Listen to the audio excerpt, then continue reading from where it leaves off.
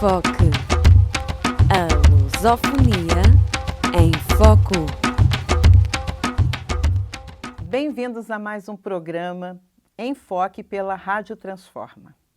Hoje temos a honra de receber o engenheiro Pedro Aires Montenegro, que é pesquisador ou investigador, como se diz cá em Portugal, pela Universidade do Porto. Ele é especialista em transportes ferroviários e estruturas. Por favor, Pedro, me corrija, seja bem-vindo antes de mais nada, é um grande prazer tê-lo aqui. Mas fale-me mais da sua área de atuação e, por gentileza, eu já emendo a minha pergunta, como é que surgiu esse interesse específico em transportes ferroviários? Muito boa tarde a todos, em primeiro lugar. Em primeiro lugar, agradecer o convite para esta entrevista. Pronto, como é que surgiu? Surgiu porque eu, aproximadamente, já lá vão quase 12 anos, portanto o tempo passa rápido, quando acabei o meu curso, portanto eu sou engenheiro civil e tirei o meu curso na área de estruturas. Portanto, são aqueles engenheiros que fazem, para quem não está assim tão a par da parte de estrutura, da engenharia civil, são os engenheiros que fazem os esqueletos dos edifícios, que projetam os esqueletos dos edifícios, portanto os pilares, as vigas, por aí fora. No entanto, depois, quando fiz a minha tese de mestrado, quando acabei o curso da minha tese de mestrado, estava a começar há alguns anos uma linha de investigação por parte na altura, do meu orientador, que também depois veio a ser o meu orientador de doutoramento, o professor Rui Calçada, na área da engenharia ferroviária, mais propriamente de alta velocidade, porque na altura, se não se lembram, em 2008, ainda estava em cima da mesa, portanto foi o início ali da crise, mas ainda estava em cima da mesa a construção da linha de alta velocidade cá em Portugal, que agora, felizmente, pelos vistos, vai voltar a surgir. Mas em 2008 foi um pouco antes daquela crise toda da Troika, que deitou tudo abaixo, e então estava a começar a desenvolver-se bastante pesquisa, ou investigação, como dizemos cá em Portugal, na área da engenharia ferroviária. Portanto, a minha tese de mestrado foi o meu primeiro passo, portanto, em 2008, em que estudei o comportamento dinâmico, portanto, o comportamento de estruturas, neste caso de uma ponte ferroviária, no âmbito da minha tese de mestrado. Portanto, a minha área, apesar de, quando falamos de engenharia ferroviária, toda a gente pensa em comboios, pronto, e obviamente os comboios, ou os trens, como dizem no Brasil, é a parte fundamental, mas os comboios têm que andar em cima de carris, no Brasil trilhos, que eu sei que temos aqui bastante audiência brasileira, portanto, eu também tenho bastantes colegas do Brasil nesta área, portanto, os termos são um pouco diferentes, portanto, os trilhos. Isso. E então, toda a ferrovia é feita por esse sistema, portanto, é o comboio e o que nós chamamos de infraestrutura. E a infraestrutura são os carris andam em cima. Então, ou sobre pontes, ou sobre aterros. E eu, então, como engenheiro civil, estou a trabalhar mais do lado da tal infraestrutura das pontes. No entanto, também tenho vindo também a entrar bastante na área dos comboios em si, que é uma área mais de engenharia mecânica, como podem imaginar. Mas começou com essa minha tese de mestrado e depois avançou mais tarde para o doutoramento, que com certeza teremos também tempo para falar também sobre essa parte. Mas o início foi com essa tese de mestrado em 2008, com a orientação do professor Rui Calçada. E você foi premiado, não é? Agora, ainda recentemente, não é? Dentro dessa sua pesquisa? Sim, portanto, o meu percurso, sim, de uma forma muito rápida. Depois de acabar a tese de mestrado, tive ainda 2 anos a trabalhar numa empresa de projeto de engenharia, não relacionado com ferrovia, portanto, no Porto, cá em Portugal. E passado, portanto, 2010, passado 2 anos, que eu não quis fazer... sempre quis fazer o doutoramento, mas não quis fazer logo mal acabasse o curso. Queria ter alguma experiência numa empresa, porque acho que também é importante. Hoje em dia, há muita gente que mal acaba o curso começa logo a fazer o doutoramento. Tem vantagens e desvantagens, claro que se acaba o doutoramento mais cedo, mas por outro lado acho que também convém o engenheiro também ter um bocado de experiência na indústria. Portanto, eu quis estar 2 anos na indústria, não é que seja muita experiência, mas já foi alguma coisa. Portanto, em 2010 comecei o doutoramento, que acabei em 2015. Desde aí tenho feito investigação, principalmente desde 2018, a tempo inteiro na Faculdade de Engenharia. Portanto, entre acabar o doutoramento e 2018 também tive numa empresa a trabalhar, a fazer projetos, mas também já fazia aí trabalho de consultoria na área da investigação ferroviária. Pronto, este último prémio foi por causa de uma conferência, que, pronto, uma das partes fundamentais aqui na área da investigação e da pesquisa é participar em conferências, porque é aí que nós conhecemos investigadores internacionais, fazemos o chamado networking agora, e foi no âmbito de uma conferência, que até era suposto ter sido ano passado, mas com isto a pandemia foi adiada, em que, pronto, foi premiado com o artigo que apresentei, e era um prémio que davam aos investigadores chamados jovens, abaixo dos 40 anos. Então, hoje em dia, 40 anos também já é considerado jovem, eu tenho 36, e participei, pronto, e fui um dos premiados nesse Sim, mas antes já tinha sido premiado pela Ordem dos Engenheiros, um prémio como jovem investigadora. Sim, eu tive se calhar mais 2 prémios que acho que foram, pronto, para mim foram muito gratificantes. Foi em 2016 também no âmbito de uma conferência internacional e em 2017 no âmbito também da Ordem dos Engenheiros, que todos os anos eles propõem um prémio sobre uma ideia inovadora e eu propus um tema na área do meu doutoramento e que também foi premiado, felizmente. Parabéns. Parabéns. É jovem e já muito premiado a nível nacional e internacional, e numa área extremamente importante, estratégica, eu diria estratégica mesmo para o país e que tem sido descurada. E eu não posso deixar de lembrar o seguinte: no século XIX, quando se iniciou a construção de ferrovias em Portugal, e a primeira construção da ferrovia é em 1856, durante o governo de Fontes Pereira de Melo, a ferrovia significava progresso. Mas depois, sobretudo, a partir do século XX, do princípios, sobretudo meados do século XX, a ferrovia entrou em declínio, particularmente em Portugal. Não tanto noutras partes do mundo, mas particularmente em Portugal. Entrou em declínio. Quais as razões deste declínio? Em minha opinião, em primeiro lugar, acho que é importante referir que esse declínio foi muito... Em Portugal foi mais acentuado que na Europa, no resto da Europa. Sim, houve um país na Europa que também teve um acentuado declínio, que foi, por exemplo, o Reino Unido, que foi o primeiro país, a ferrovia começou no Reino Unido, e hoje em dia o Reino Unido está com grandes problemas de manutenção, porque a ferrovia está muito antiquada. Eu tenho bastantes colegas meus que emigraram para o Reino Unido, pronto, nesta fase, que estão a trabalhar na área da ferrovia. Portanto, não é só em Portugal, mas em Portugal, em particular... Mas a ferrovia do Reino Unido está antiquada. Já agora, desculpa interromper-te, mas a ferrovia no Reino Unido está antiquada porque, entretanto, foi privatizada, não é? É uma das consequências da privatização. Olha, essa parte eu confesso que se calhar não sei se entrar muito por aí, em primeiro lugar, porque não tenho dados, se foi essa a razão. E existem no mundo vários exemplos em que a privatização funcionou muito mal e a privatização funcionou muito bem. E eu vou-lhe dar um exemplo. Eu, por acaso, pronto, eu não vou entrar muito aqui nos ideais políticos, mas eu, por acaso, acho que a ferrovia deve ser um bem público, porque eu acho que, acima de tudo, a ferrovia não tem como objetivo dar lucro, acho eu. É um bocado como a saúde. Acho que, é a minha opinião, isto é um bocado mais político. Mas um exemplo que eu tive lá durante o meu doutoramento e que toda a gente pensava exatamente ao contrário, foi no Japão. O Japão tem, neste momento, é o país símbolo da ferrovia mundial, acima de tudo, e que nos anos 80 tinha uma empresa gigante de ferrovia que se chamava a Japanese National Railways, que foi completamente à falência. Ela dividiu-se em 5 ou 6 empresas privadas e que hoje em dia dizem que tem um sucesso brutal, que dá um lucro brutal e que, ao ponto que estão agora neste momento a fazer ferrovias novas, também podemos falar nisso um pouco mais tarde, no valor de bilhões de euros, e eles têm tido esse tipo de investimento. Mas eu penso que o Japão é a exceção. Portanto, o Japão, por acaso, funcionou a privatização, mas se calhar pelo estilo de vida dos japoneses é diferente. Nossa, já sabe que os orientais... O caso da China, que é ultimamente o boom da ferrovia no Japão, já se deu há bastante tempo. Agora está a dar-se o boom da ferrovia na China. E a ferrovia na China é pública, não é? Qual o significado deste boom da ferrovia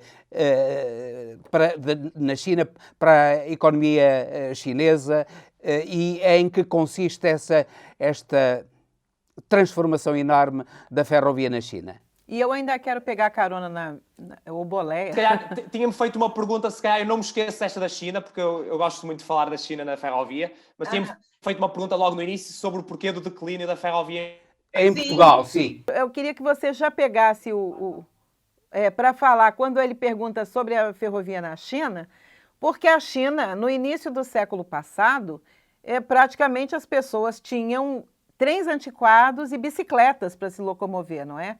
Como é que eles conseguiram dar esse salto? Sim, mas voltamos para trás para a explicação do declínio da ferrovia em Portugal. Pronto, essa parte do declínio, portanto, não esquecem da parte da China, que acho que é uma parte engraçada também de se falar, mas rapidamente sobre o declínio, eu acho que o declínio teve muito a ver com o facto do boom da rodovia em Portugal. principalmente então, se calhar, não sei se calhar de falar tão concretamente no início do século XX, pronto, já é uma fase mais antiga, mas se pensarmos principalmente quando entramos na União Europeia, que houve aquele booming brutal de rodovia, que era preciso, de facto, Portugal estava completamente, não tinha nada, não é? Mas acho que se exagerou ao ponto de só se pensar em rodovia durante 30 anos. E isso fez com que fosse a destruição total da ferrovia, e foi engraçado, por exemplo, hoje estive numa conferência que houve, que até foi fechada agora pelo Ministro das Infraestruturas, foi hoje de manhã o encerramento, e que felizmente está-se agora a mudar o paradigma, porque já não há hipótese nenhuma de continuar a investir na rodovia, porque acho que já foi tão investido, e acho que Portugal, para a dimensão que tem, até temos uma rodovia bastante boa, e em contrapartida, a ferrovia está tão má que era agora ou nunca. Portanto, ou se investe agora, e principalmente agora com estes novos fundos europeus, ou então vai deixar de haver ferrovia, que já está mesmo no limite dos limites, e, portanto, eu acho que o fundamental é porque acho que um investimento muito grande na rodovia foi esquecido à ferrovia. Acho que, se calhar, esse foi uma das grandes razões. Então eu queria voltar à China. Voltar à China, sim. Queria voltar à China, mas relativamente ao declínio, também não terá havido uma intenção de privatizar a ferrovia em Portugal e a partir daí, porque foi sobretudo a partir de 1989, não houve uma intenção não houve uma intenção manifesta de privatizar a ferrovia em Portugal? Eu confesso que não tenho assim muita ideia disso. Sei que houve agora ultimamente, principalmente nesta fase mais da Troika, em que houve aqui esta junção. A empresa hoje em dia que faz a gestão da rede ferroviária chama-se Infraestruturas de Portugal. Se bem se lembra, antes da Troika havia duas empresas grandes. Havia uma empresa que dava muito lucro pública, que era a Estradas de Portugal, e havia uma empresa que dava muito prejuízo, que era a Refer. Portanto, a ferrovia em Portugal, também para ter uma ideia, e na grande maioria dos países, em todos é assim, é dividida em duas empresas grandes. Quando nós pensamos em ferrovia, pensamos sempre na CP, mas a CP é a operadora, ok? O que é a operadora? A CP é a dona dos comboios e que está ali a fazer a operação. Mas a ferrovia, tal como eu disse, não é só a operadora, é toda a rede de infraestruturas. E na altura, a rede de infraestruturas era uma empresa que se chamava Refer, se bem se lembram, portanto, que se uniu às Estradas de Portugal, portanto, a antiga Junta Autónoma de Estradas, e então juntaram com o objetivo, na altura da Troika, com o objetivo, havia uma empresa que dava lucro e uma empresa que dava prejuízo, juntaram para tentar abafar um bocado a coisa. Pronto, não sei se foi esse o objetivo, pronto. E hoje em dia diz-se que é um erro e há quem diga até que se vai voltar a separar. Porque agora, o porquê de... Eu acho que não se pode olhar para a ferrovia como algo em que o objetivo é dar lucro, porque a ferrovia não é... A rodovia já sabe que é muito usada por privados, portanto, todos nós temos os nossos carros. A ferrovia, acho que eu costumo comparar um bocado, não é a mesma coisa, mas um bocado como o setor da saúde. O setor da saúde não tem que dar lucro. É um setor público que tem que servir as pessoas e tem que ser minimamente sustentável, como é óbvio, não pode ser uma coisa insustentável, mas não tem o objetivo de dar lucro. Portanto, sim, eu, em princípio, se quer a minha opinião pessoal, tudo que é privatização deste tipo de setores, eu não sou a favor. Pronto, aí entramos um bocado na parte política e ideológica. E agora, o porquê de ter entrado nestes prejuízos é difícil. É difícil. Vamos falar então da ferrovia na China e da importância que a China dá à ferrovia e que neste momento se calhar, eventualmente, até já tem em vários aspectos uma rede ferroviária, não só muito mais extensa, porque a China é muito mais extensa do que o Japão, mas até mais moderna do que o próprio Japão. É assim? A China tem um paradigma que acho que... A China teve uma coisa que para mim foi importantíssima, que, para vocês terem noção, a China começou a fazer a rede ferroviária, se não me engano, nos finais dos anos 90, portanto tem 20 anos. E para pôr um bocadinho de números nisto, eu por acaso hoje de tarde até estive a preparar um bocadinho para isto, a pôr um bocado de números, que eu acho que também é importante pôr nos números. Para ter noção, o Japão começou a rede ferroviária de alta velocidade em 1964 e neste momento tem à volta de 3 mil quilómetros de rede ferroviária de alta velocidade. Na Europa, a rede ferroviária de alta velocidade começou em França em 84 e neste momento França já não é o país da Europa com mais extensão, neste momento já é Espanha, começou nos anos 90, na altura da Expo 92, foi a primeira linha entre Madrid e Córdoba, e que neste momento tem à volta também de 3 mil quilómetros, 2.800, semelhante à França. A Alemanha tem um pouco menos, o Japão 3 mil, e a China, só para terem uma noção, em 20 anos tem 27 mil quilómetros de alta velocidade. Alta velocidade, não estamos a falar de rede convencional, estamos a falar só de alta velocidade. Portanto, neste momento a China tem muito mais que o dobro de toda a alta velocidade mundial, ok? E mais importante que isto tudo tamanho, acabou com o estigma que acho que foi o mais importante, que é toda a gente dizia principalmente com base no que existe nos Estados Unidos, que a alta velocidade só serve países com dimensão pequena-média. Portugal, França, Espanha, Japão, que são países já maiores que Portugal, mas não são aqueles países continentais. E então dizia-se que a alta velocidade para países continentais já não tinha sentido, porque já fazia viagens. Passavam a ser de 4, 5, 6 horas e o avião era mais competitivo.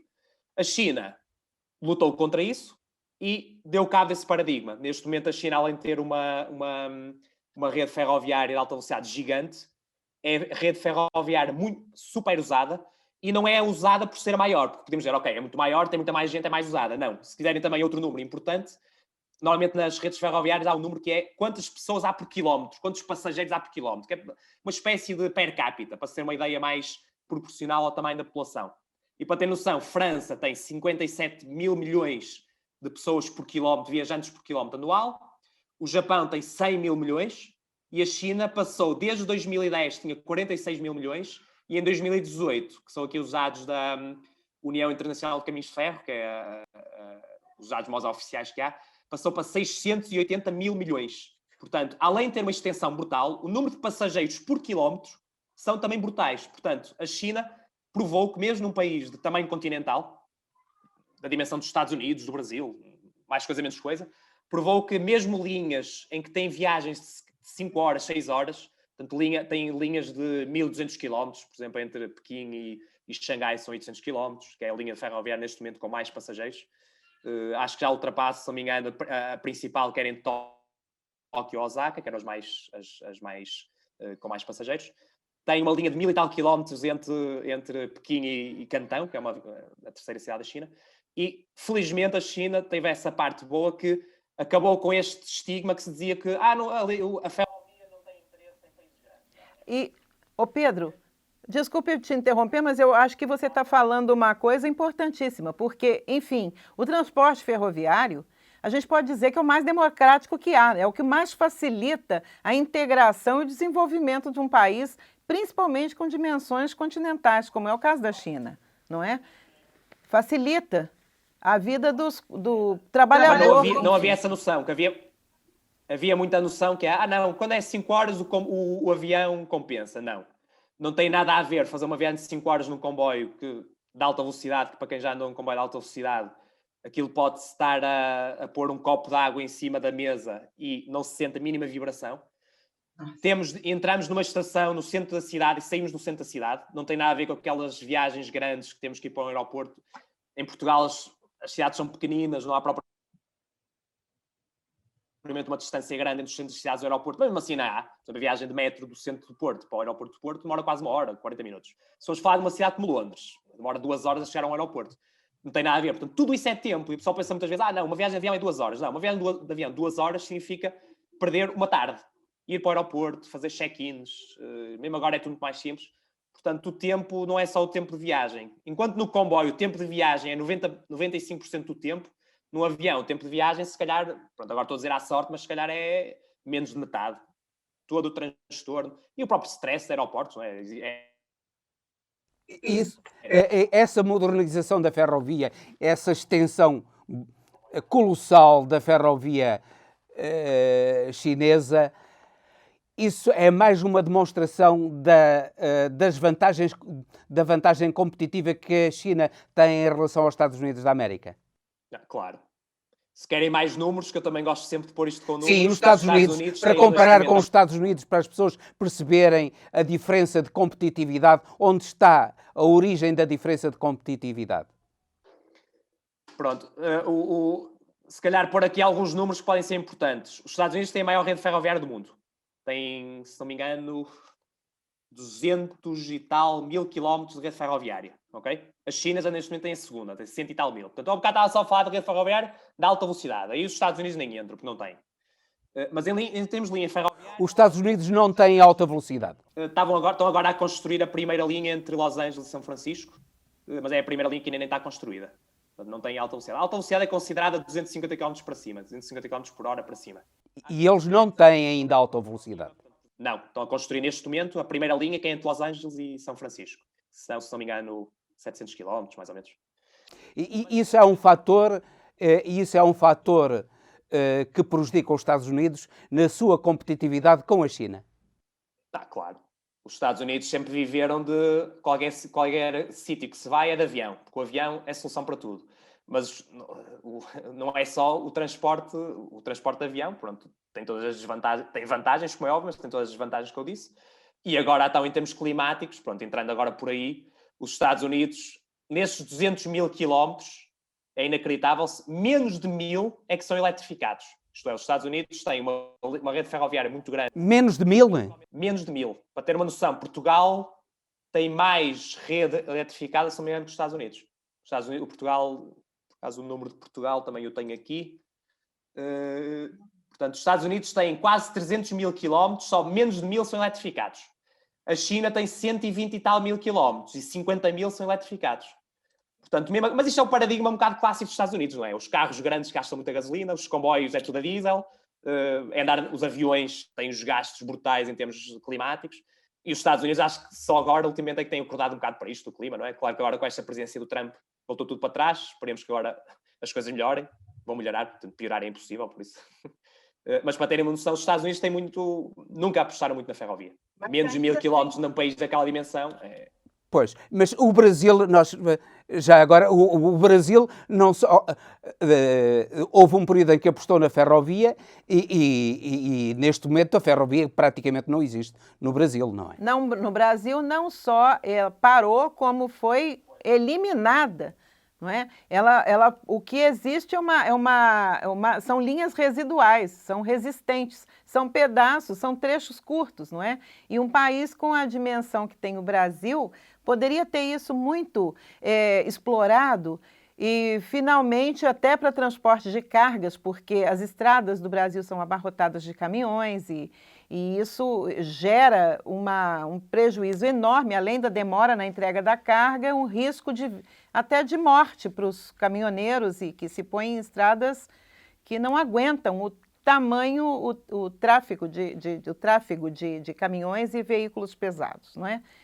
Então, eu creio que a Europa pode servir de modelo, a Europa e a China, especificamente, para que o Brasil, futuramente, possa voltar a investir num transporte ferroviário de qualidade, não só para carga, como para passageiros também, não é?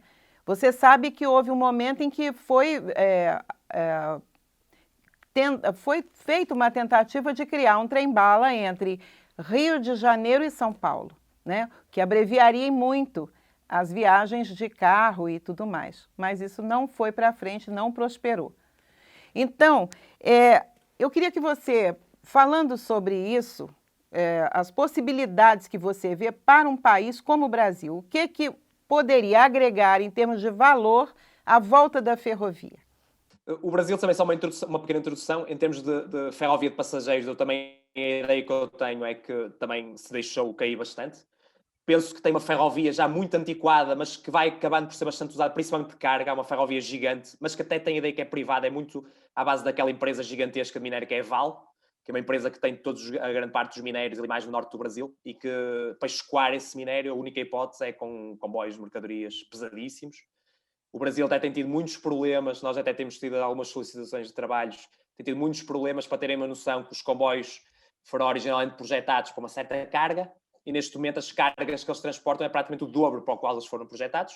O comboio em si vai sofrendo, mas acima de tudo a infraestrutura é que sofre a sério. Então há pontos que de vez em quando têm que sofrer alterações para receber essa carga toda. E o Brasil mesmo assim está com muita dificuldade em escoar o produto, porque não serve nada tirar o minério se depois não se conseguir levar o produto para os portos e dos portos escoar.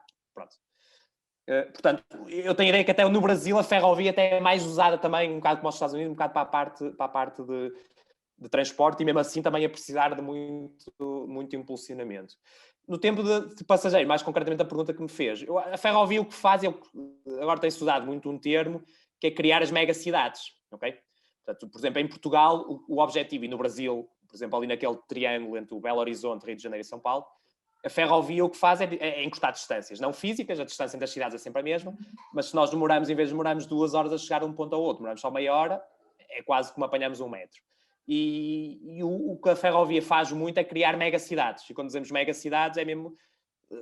deixamos, se calhar, estar a trabalhar cá em Portugal, no Porto e em Braga, e se calhar no futuro Porto, Braga, Guimarães, passa a ser tudo a mesma cidade, temos uma boa ferrovia, e tem que ser a ferrovia, não é com caminhonetas ou com... Pronto. Portanto, eu acho que em termos de económicos, mesmo o transporte de passageiros, até se for de alta velocidade melhor ainda, mas já sabe que isso é um investimento gigante, brutal, portanto já nem se está a pedir tanto, mas agrega muito as cidades, e pronto, e as cidades juntas, claro que em termos económicos isso ajuda bastante. Num país como o Brasil, pensando nesse triângulo, por exemplo, dessas 3 cidades, obviamente que era uma ajuda muito grande, mas também, claro que, lá está, é como eu digo, a China foi o exemplo que provou que aquilo melhora o nível de vida das pessoas, porque senão as pessoas não procuravam aquilo, não é?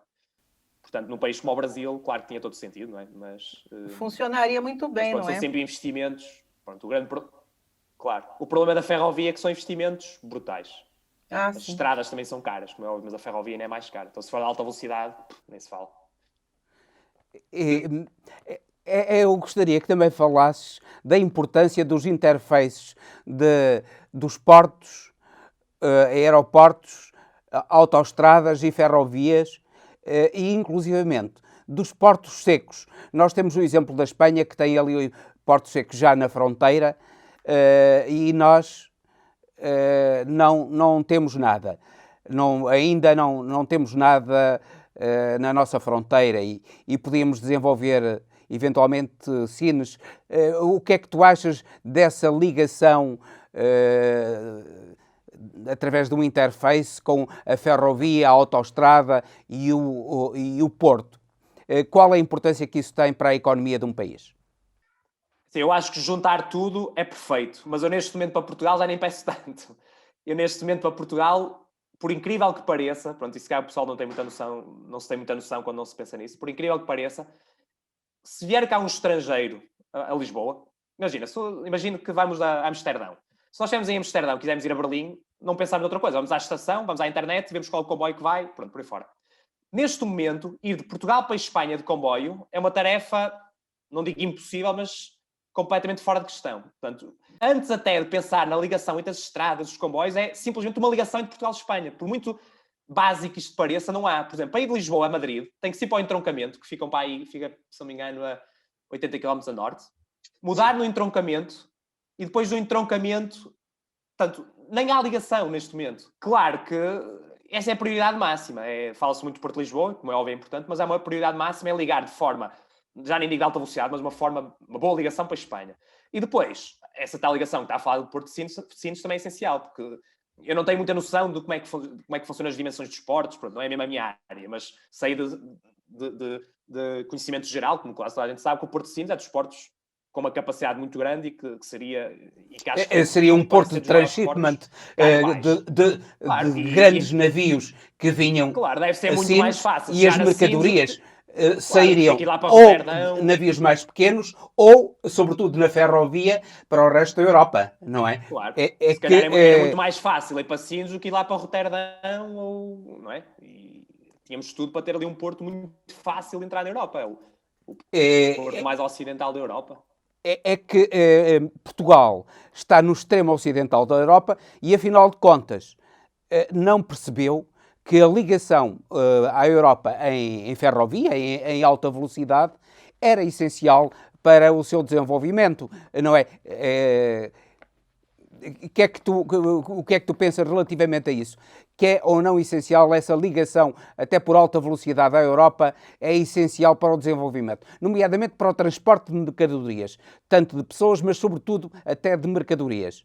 Claro, é essencial. Infelizmente o problema não foi só Portugal não perceber. Saiu há pouco tempo, até agora, se não me engano, há 3 meses, uma notícia do Público a falar sobre o programa agora de fazer a linha de alta velocidade entre Porto e Lisboa e depois também para Madrid. E foi engraçado que foi 10 anos exatamente depois, ou melhor, 10 anos exatamente antes, o Público tinha uma capa muito igual a dizer que a ferrovia ia finalmente avançar. Se não me engano, em 10 ou 20 anos de diferença, já não me lembro. Portanto, foi incrível. O que é que eu quero dizer com isso? Quero dizer que fazer-se a linha de alta velocidade já se pensou. Já houve projetos, inclusive há até processo em tribunal, porque houve já o projeto feito de alta velocidade, estava feito. Já ia avançar a obra em 2008, 2009, já ia avançar a obra. Infelizmente, depois com esta crise toda, com a Troika, parou tudo e com todos os problemas que conhecemos ali do final da década de... Mas também se discutiu muito em Portugal a importância da alta velocidade. Pronto, e é uma coisa que eu costumo dizer como orientador com o professor Calçada, e se eu tivesse a ouvir isto ia-se rir, porque criou-se, infelizmente, depois com todos os problemas que houve, mesmo pronto, dos casos com o Primeiro-Ministro e isso tudo, não querendo entrar por aí, criou-se um tabu brutal que cada vez que se fala de alta velocidade o pessoal associa um bocado a corrupção. É como se a corrupção não esbanjamento de existe. dinheiro, pá, que é completamente falso. Pois. Como? Ô, Pedro, Por causa dos desculpe, problemas todos que houve com o governo da altura de José Sócrates, não é? E então criou-se esse tabu de falar da alta velocidade, que felizmente está a acabar. Acho que se está a voltar a falar, mas foi preciso esperar 10 anos para se voltar a ter coragem de falar de alta velocidade, quando está provado que os países que desenvolveram alta velocidade são os países mais desenvolvidos do mundo, não há dúvida. E Portugal está aqui no canto da Europa isolado. Pronto. O nosso tempo, Pedro, infelizmente está acabando, e eu queria ouvir de você as últimas referências suas, as suas últimas manifestações, especialmente com relação às novas rotas da seda. Qual a importância da ferrovia nesse processo e para finalizar mesmo, porque nós estamos já no limite. Muito obrigada. Pronto, eu também não estou completamente a par dessas novas rotas, mas é como digo, o transporte do futuro, tanto de mercadorias, as mercadorias só se podem transportar de duas formas, por via marítima e por via ferroviária, portanto não há hipótese. Portanto, qualquer melhoria que haja na ferrovia, em termos tanto de passageiros como de carga, é bem-vinda e está cientificamente provado que é a maneira mais barata e mais eficaz de fazer qualquer tipo de transporte. Portanto, tudo é bem-vindo. Há quem fale também houve uma vez um prós e contras há pouco tempo que se falava dos veículos elétricos, que os caminhões elétricos iam fazer a revolução. Mas o pessoal não se pode mesmo enganar com essa conversa, porque isso é mesmo falso, porque não estou contra os caminhões elétricos, nada disso, mas as estradas ficam congestionadas na mesma. Independentemente de ser caminhão elétrico ou caminhão sem ser elétrico, as estradas ficam congestionadas. Portanto, tem que ser por ferrovia. Não vale a pena inventarmos para aqui que as estradas e na hipótese, não é por ferrovia. Não vale a pena. Eu não estou aqui a puxar a brasa à minha sardinha, é cientificamente provado. É uma evidência que os factos têm demonstrado, não é? Claro, são factos. São factos mesmo. Portanto, os países com a ferrovia desenvolvida são países, de modo geral... Até porque a alta velocidade para transporte de mercadorias pode ir a 300 km/h, 400 km/h e um caminhão não pode ultrapassar os 90, vá lá a 100. E se arrisca na estrada, não é? A mercadoria de alta velocidade nem é muito usada para as mercadorias em si. Mas é possível fazer transporte ferroviário mais rápido, o que há. Mas, acima de tudo, muitas vezes, na parte das mercadorias não é tão importante, se calhar, a velocidade, é mais importante o que nós chamamos a capacidade. É mais a extensão do comboio. Por exemplo, um barco anda muito devagar, mas é de longe a maneira mais eficaz de transportar, porque leva muito de uma vez. Na parte dos passageiros, a velocidade aí já é muito importante, como é óbvio. Pois. É mais importante. Pois então, isso evidencia a importância do nosso tema, não é? Eu agradeço imensamente a você por ter se disposto a falar para nós sobre a importância das ferrovias no mundo, não é só em Portugal, não é só na Europa, em todos os continentes, para melhorar a nossa qualidade de vida. E convido você a voltar, quem sabe a gente conversar mais um pouco ainda sobre esse importante tema. Ok, muito obrigado. E obrigado pelo convite também. Obrigado. Muito obrigada e agradecemos especialmente a você que nos dá audiência, que nos segue, que curte e pedimos a você mais uma vez que se inscreva na nossa página no YouTube, que curta, que compartilhe esse conteúdo, nos envie perguntas, debata conosco e nos siga no próximo programa Enfoque pela Rádio Transforma. Até a próxima.